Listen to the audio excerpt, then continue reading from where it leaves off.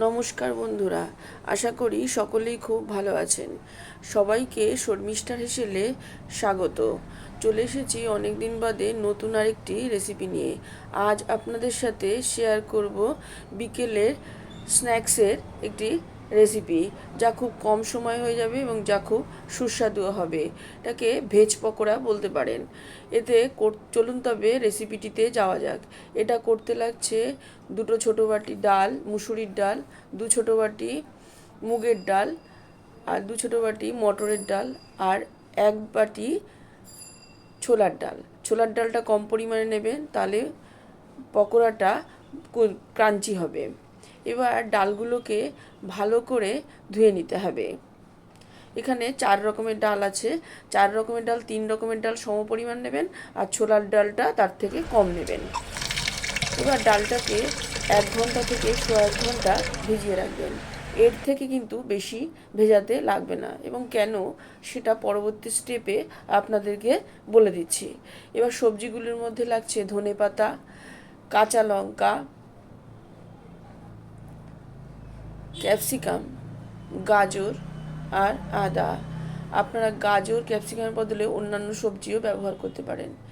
এবার ধনেপাতাটাকে ভালো করে ধুয়ে নিয়ে মিহি করে কুচিয়ে নিতে হবে। কাঁচা লঙ্কাগুলোকেও কিন্তু কুচিয়ে নিতে হবে। কাঁচা লঙ্কা পকোড়ায় দিলে তাতে টেস্ট বেশি হয়। আপনারা চাইলে বেটেও দিতে পারেন। ডাল যখন বাটবেন তখন কিন্তু এটা দিয়ে বেটেও ব্যবহার করতে পারেন। এবার গাজরটাকেও ডুমো ডুমো করে কেটে নিতে হবে। গাজরের বদলে জায়গায় আপনারা আলু এবং বাঁধাকপিও ব্যবহার করতে পারেন। বাঁধাকপি আর আলু গ্রেট করে দিতে হবে। গাজরটাকে ছোট ছোট ডুম ডুম করে কিন্তু কেটে নিতে হবে। আর যে কোনো সবজি কাটবেন একটু ছোট করে কাটবেন, কারণ পকোড়া ভাজার সময় তাহলে এটাও সুন্দর করে ভাজা হয়ে যাবে। এবার ক্যাপসিকামটাকেও কিন্তু ছোট ছোট করে ডুমো ডুমো করে কেটে নিতে হবে।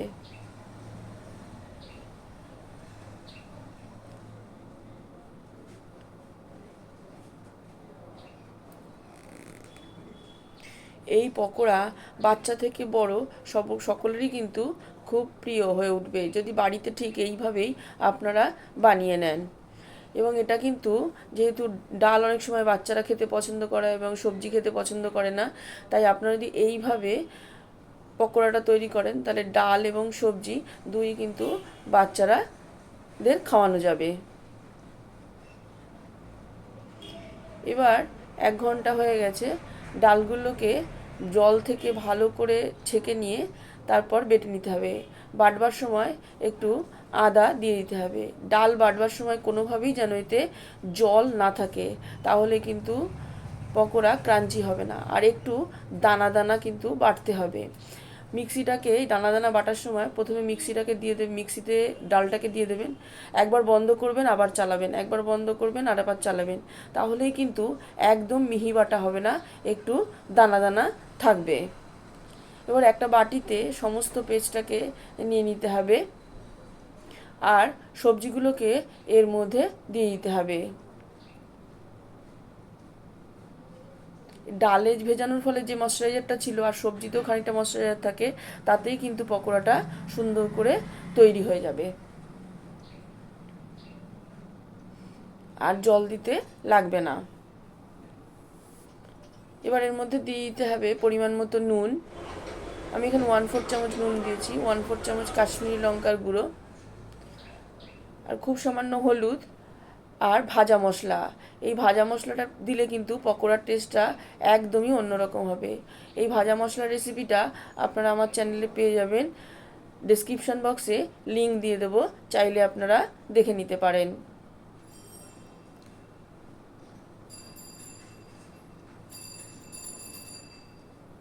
এটা মেখে রেখে দেওয়ার দরকার নেই।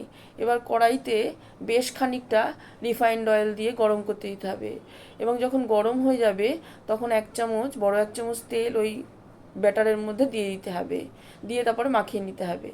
এবং তেলটা হাই ফ্লেমে গরম করবেন এবং হাই ফ্লেমে থাকা অবস্থাতেই কিন্তু পকোড়াগুলো তেলের মধ্যে ছেড়ে দেবেন।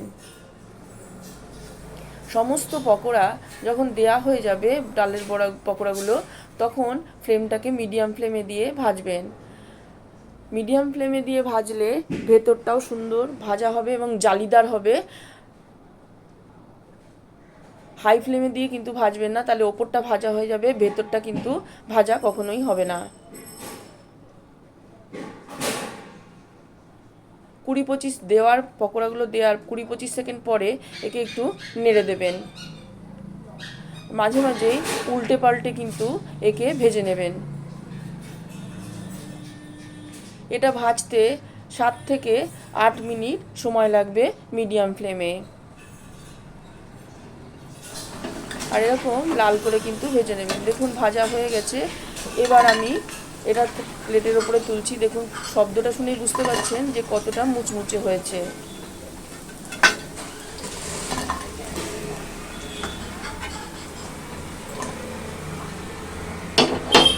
বাকি যে ব্যাটারটা ছিল সেটাও কিন্তু ওইভাবেই হাই ফ্লেমে থাকা অবস্থায় দেব এবং মিডিয়াম ফ্লেমে রেখে মিনিট 5-7 ধরে ভেজে নেব উল্টে পাল্টে।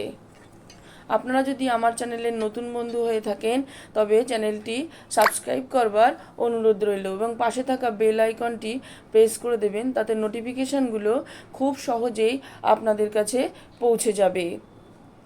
দেখুন পকোড়াগুলো কত সুন্দর জালিদার ভেতরে হয়েছে এবং ফুলুরির মতো ওরকম হয়েছে ভেতরটা, এবং ভাজাটাও কিন্তু ভেতরে খুব সুন্দর হয়েছে, একদম দোকানের মতো।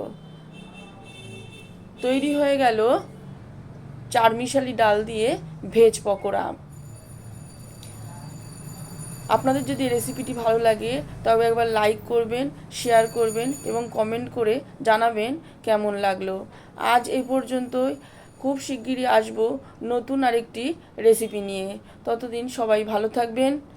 সবাইকে পুরো ভিডিওটি দেখবার জন্য ধন্যবাদ।